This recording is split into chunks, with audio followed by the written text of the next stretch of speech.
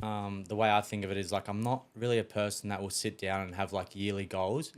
Like I think I know what I want, but it comes from like just like little improvements each day and trying to find the joy in that. I remember like goal setting when I was younger. I was like, all right, all I want to do is play NRL. Yeah. And then you get to NRL, it's like, all right, what's next? And then it's like, all right, if I win a competition, one competition, like I could happily retire. Yeah. But then you win a competition, it's like, all right, well, this is pretty addictive. I want to win another one. And then I sort of try and think of things like I don't want to set goals that are objective or sort of like materialistic things. I want to set goals that are daily goals, like just trying to better myself each day. I was going to say, what's an example? What does that look like?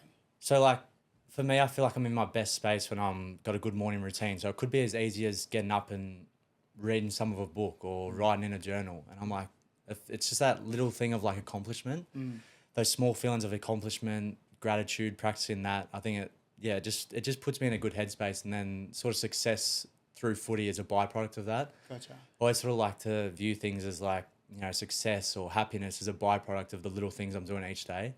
I think sometimes like people can get lost in, I read a book once and it was like, I don't know the quote word for word, but it was essentially like, stop waiting for the completion to be happy. You know what I mean? Like actually find happiness through little things each day. Might be helping someone, gratitude. And then happiness is a byproduct. Happiness is not a destination to reach. It comes through little things that you do each day. And that's sort of what I carry into each day. It's like that concept of like continual like forward motion. Exactly. Did you ever watch Jonah Hill's doco, Studs? I haven't, no. It's like pretty much a documentary about his psychologist, and it's it's so amazing for anyone like who's listening. Like that's such a cool documentary because this guy, I think his name's Phil Studs, psych 70. He's actually got Parkinson's, so he obviously struggles like physically. But what he does was he wants people to leave his practice better than when they come in. So he like draws all these little tools like and gives like people tools and strategies so that when they are in a difficult position, then they've got something to walk out with. And he actually draws it for them and gives them this piece of paper. It's epic. Cool, it's like one of my favorite docos ever. But he talks about this idea of like continual forward motion, where it's just like the idea that we're going to be perfect and that everything that we're going to do, whether it's the perfect game, the perfect routine, like that's not a reality. But the idea that we're continually moving, and that's kind of like what you're saying, where it's just like, yeah, if I can get a good morning routine, like tick a couple boxes, like I feel like I'm on my way to a good day. Yeah, it's like just enjoying the little wins that come along. And I think that all those added up end up being big wins, like, you know, a year, 2 years, 3 years, a week down the track. Like a lot of things can happen in a week. So I think the more you can just add up those little wins in a day and actually enjoy those and enjoy the journey, then, you know, everything else is just a byproduct of that. And, you know, I think as you were saying, it's like, yeah, you're not going to be perfect. And I think that was a big sort of, when the penny dropped for me, it's like constantly trying to be perfect. And it's so hard to like chase that all the time because it's just not a reality. It's like, all right, things are going to go wrong, but when they do, all right, I can't change them, try and learn from it and then move on. Like, I think that's one thing that's really helped me is like, once something's happened, it's like, okay, I can't change that. So let's, keep moving forward and just try and improve. He actually did a really cool podcast with you, like way back in like 2019, I believe it was. Really cool conversation. And he talked about that you're, even back then when you were like 23 or whatever you were, that you were constantly curious about that kind of stuff. Like, first of all, like where does that curiosity come from to work on your mental game? Because to be honest, a lot of guys probably aren't figuring that out till maybe later in their careers. Yeah, I think it was probably just stemmed from trying to find like an edge, like constantly trying to find like little edges. And I felt like I was doing that physically, but particularly that 2019 year was probably my worst year form-wise and footy-wise. So I was like, all right, well, I feel like I'm doing everything right physically. And then conversations with H in particular, he was like, all right, let's dive into like the mental space. And at that time, I was quite curious about the mental space and just how the mind works and why things happen. And I was like, yeah, like I just want to get better. And through that 2019 year, I had, I don't know if you brought it up, but like the FOPO, like fear of other people's opinions. Yeah. I was sort of struggling with that. And what do you mean? Like, is it from people online or is it from, in particular? Yeah, in particular people online. And there was like, it just seemed like such a stupid thing to me because when I first came into first grade, I didn't care about what anyone thought. I was just having fun. I was a young kid, just playing footy, living out a dream essentially. And then, you know, I always saw NRL as, oh, it's such a tough physical challenge. And then you start playing and it's like, yeah, physically it's tough, but it's the mental side that's way tougher. And I just never really thought about that before. So kind of came to 2019. I'd played Origin for the first time the year before, and then all of a sudden the scrutiny just goes through the roof. It's like, all right, you're an Origin player now. You should be the best player on the field every week. And I wasn't handling that well. And I sort of went from the young kid, like he can make mistakes, he's all right, everyone sort of liked me. So then now, like, all right, you're playing Origin, you have a bad game, it's like, oh, he's shit. And I was just reading into that way too much. And I was probably a person that was a people pleaser for a lot of like growing up. And if someone didn't like me, then I was like, well, why? You don't even know who I am. Yeah. And then I sort of flipped that. I'm like, well, why am I caring about what they think? Like, I don't know who they are. Their profile picture on Instagram is a picture of a car. Yeah. Like, it's just like, I have no connection to it at all.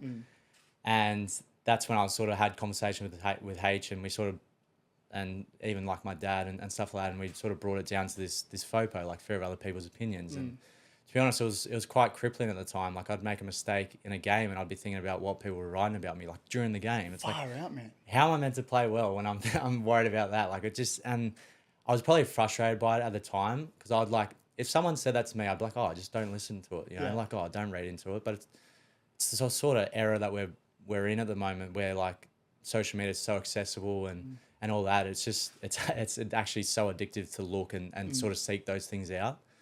So I did a lot of work on that and really enjoyed it, and just felt like that next year, 2020, my form and the way I was playing like was just so much better. I had a inner confidence about myself. I wasn't really caring about what people thought, and I just really narrowed down my circle of, all right, who am I going to listen to? Like, who are in my corner, who has my back? I'll listen to their opinions, but everyone else, like, don't worry about it. Like, it's not, like, that doesn't matter to me. You talked about doing the work. Like, you and H and your dad had a bunch of conversations about doing the work. Like, what does the work look like? Is it reading? Is it courses? Is it talking to other people? What does that look like? Yeah, I did a course. It was actually through COVID, when we had a break for COVID. Yeah. So I did like a course that H passed on to me. It was essentially like just trying to better yourself mentally, but it was like, the Gervais one. Yeah, it was like Michael Gervais, and he worked with Pete Carroll, who was the coach of the Seahawks. And it was just, it was cool. Like, it just had never really like dove that deep into mental sort of health in sport and bettering your mental fortitude, I guess. So learned a lot through that. And then it was just sort of trying to pick up things that worked for me. I think everyone's different, but for me, it was always like, I was always at my best when I was practicing gratitude. Like, sometimes it, like, I don't know, I can feel a bit cringe just writing down 3 things that you're grateful for, but it just gets your mindset in the right space, particularly early in the morning. If you just write 3 things that you're grateful for, it just sets you in the right headspace for the day. Did you ever do that with Resilience Project, Hugh Van Collenberg? Bro, that is my favorite thing ever. One of the greatest talks, because I think he was doing the rounds back when we would have first came into grade, right? And I think I went from Bronx to the Titans, and he came in. It was like a tricky time, had a bunch of injuries, and like that, writing 3 things down flips the switch. Yeah. It's like, and then instead of like consistently looking for like the bad things, because that's the way we are, we're like negatively inclined. That's the way we're built and wired. But when you can start reframing, like positive reframing, and looking for the good things, even better. And but the biggest, like the best thing is like the little things. Yeah. It's like, I watched sunrise this morning. Yeah. It's so easy to overlook. Like, right. You know what I mean? And when you actually take it in, and it's like, you become so much more aware of so many great things around you.